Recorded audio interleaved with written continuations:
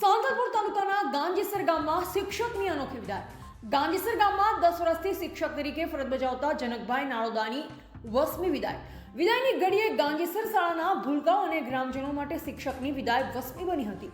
તમામ ગાંજીસર ગ્રામજનો, શાળાના વિદ્યાર્થીઓ અને વડીલો રડી પડ્યા હતા, કારણ કે આ શિક્ષકે ગામના શિક્ષણ વિકાસ અને ગામના શિક્ષણનું સ્તર ઊંચું લઈ જવા રાત દિવસ મહેનત કરી હતી અને આ કરેલા કામોના કારણે જનકભાઈ નાળોદાને ભાવભીની વિદાય આપી।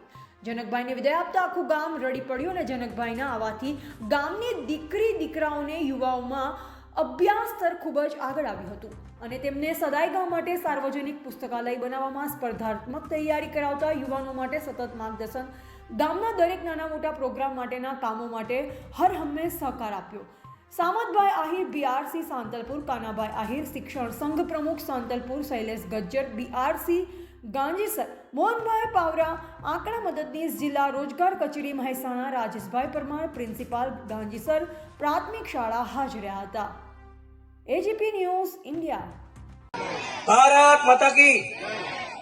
આજના માનનીય આ ગામના તરોવર શિક્ષક શ્રી જનકભાઈ નાળોદાના વિદાય પ્રસંગે ઉપસ્થિત સાંતલપુર તાલુકા બીઆરસી સામતભાઈ આહિર સાહેબ,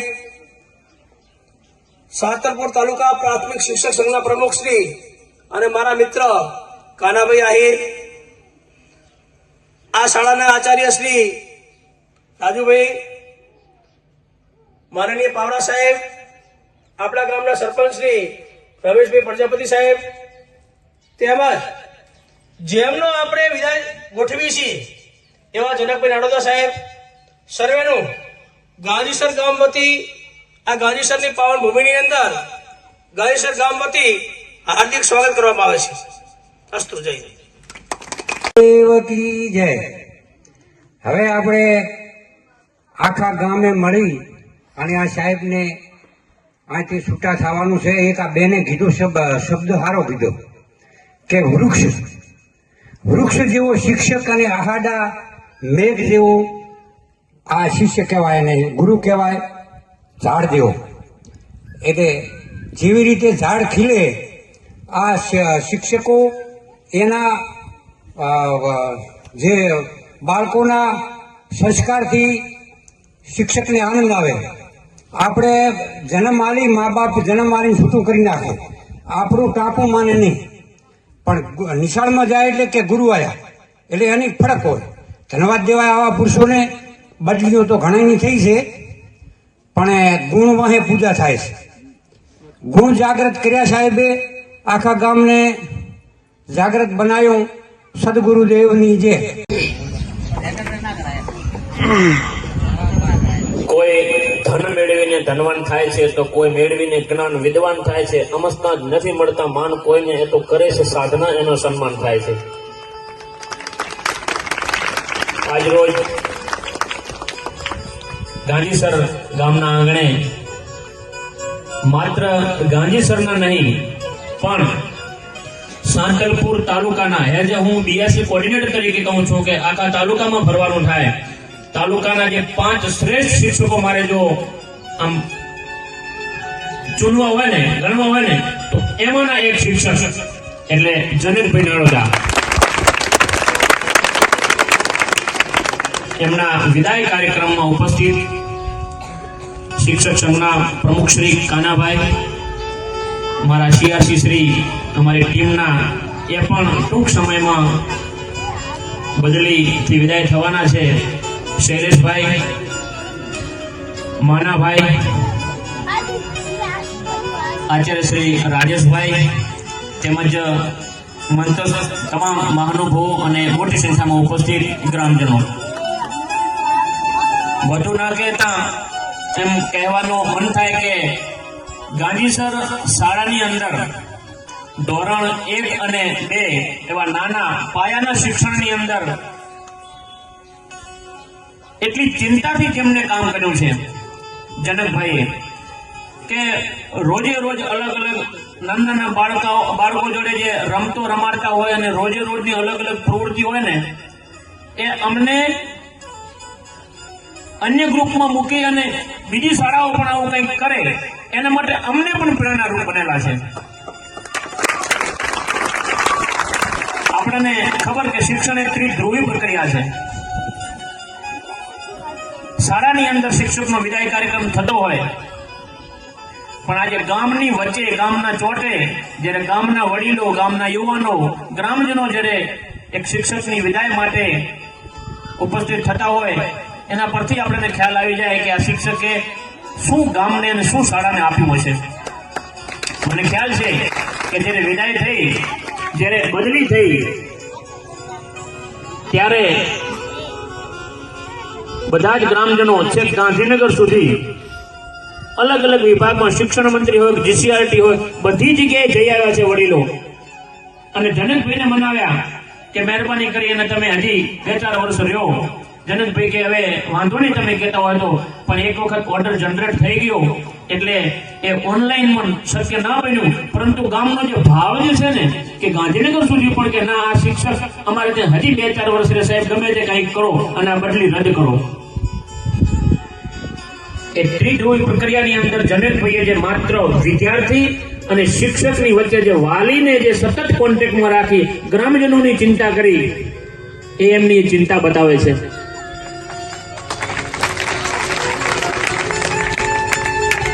એમનું કાર્ય કરવાની જે આવડત હતી, નાના બાળકો જોડે જે કામ લેવાની જે એમની જે આવડત હતી, એ આખો તાલુકો અને આખા તાલુકાના તમામ શિક્ષકો પણ જાણે છે.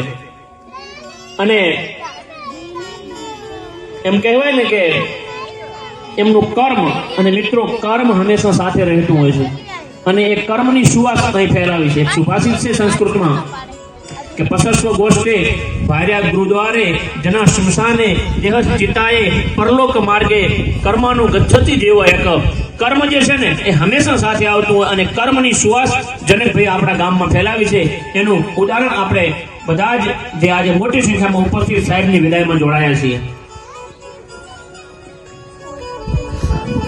આજના આ વિદાય પ્રસંગે વધુ ના કહેતા, સાહેબ શ્રી જ્યાં બદલી થઈ અને ગયા છે ત્યાં ખૂબ યશ મેળવે, ખૂબ ભગવાન એમને યશ આપે એવી ભગવાનને પ્રાર્થના કરીએ કે જ્યાં જાય ત્યાં એમના કર્મની સુવાસ ફેલાવતા રહે અને યશ મળતો રહે એવી ભગવાનને પ્રાર્થના કરીએ.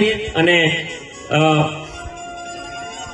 આવા એક કર્મનિષ્ઠ શિક્ષકનું ગ્રામજનો દ્વારા સન્માન બદલી થતી હોય, વિદાય થતી હોય, ત્યારે અમારી તો ફરજના ભાગરૂપે પણ આવા આ કાર્યક્રમને સંપૂર્ણ એન્ડ સુધી અમારી હાજરી હોય. એમાં કાંઈ અમે વધુ કરતા હોય એવું પણ ન લાગવું જોઈએ, પરંતુ એક આકસ્મિક પ્રસંગ આવ્યો છે, કોઈ પણ ભોગે જયા વગર છૂટકો નથી, એટલે જવું પડે એવું છે. પરંતુ જનકભાઈની વિદાય હતી એટલે કોઈ પણ ભોગે કીધું ના, સાહેબને મળીને પણ આવતા રહેશું, પણ જવું તો છે. કારણ કે આ ખોટ માત્ર ગાંધીસરના નથી, પણ તાલુકાને પણ ખોટ પડી છે. અગાઉ કહ્યું ને કે માત્ર બાળકો સાથે જ નહીં, પણ ગામના યુવાનો સાથે પણ એ શરૂઆતની અંદર હું જ્યારે સાંતલપુર સીઆરસી કોર્ડિનેટર તરીકે હતો એ વખતે આપણે જે લાઇબ્રેરીનું ઉદ્ઘાટન કર્યું હતું, બધા જ ગામના યુવાનો વાંચન માટે પ્રેરાય અને ગામમાંથી કર્મચારીઓ ઉભા થાય, સરકારી નોકરી કરવા વાળા યુવાનો ઉભા થાય, એના માટે પણ એમને ચિંતા કરી હતી ગામની પણ. એટલે ખૂબ જ ઉમદા સરળ વ્યક્તિત્વ એવા જનકભાઈને આ પ્રસંગે હું ખૂબ ખૂબ શુભેચ્છાઓ આપું છું અને મારી વાત પૂરી કરું છું. જય ભારત, જય હિન્દ. હું ધોરણ 7માં ભણું છું. આજે જનક સાહેબની વિદાય આજે જનક સાહેબની વિદાય છે, એટલે હું એક સ્પીચ કહી રહી છું. આદરણીય જનકભાઈ સાહેબ, તમે અમારી શાળાના એક અલ્પવૃક્ષ છો, જે દરેક બગીચામાં નથી ખીલી શકતા. તેઓ ખુશનસીબ હોય છે જેમને તમારા જેવા ગુરુ મળે છે. એક જ જગ્યા પર વર્ષો સુધી ઊભા રહી હજારો વિદ્યાર્થીઓને યોગ્ય દિશા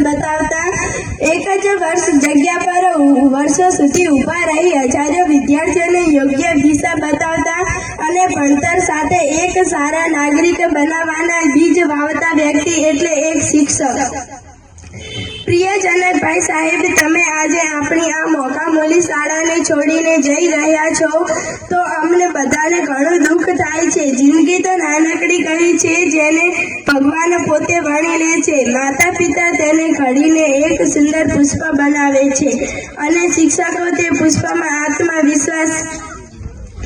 આત્મવિશ્વાસ, ઉર્જા અને ક્રાંતિ મેળવે છે, જેથી નાનું પુષ્પ પ્રકાશ બનીને લોકોને સાચો માર્ગ બતાવે અને દેશને ભવિષ્યમાં અમારી સારી મદદ કરે.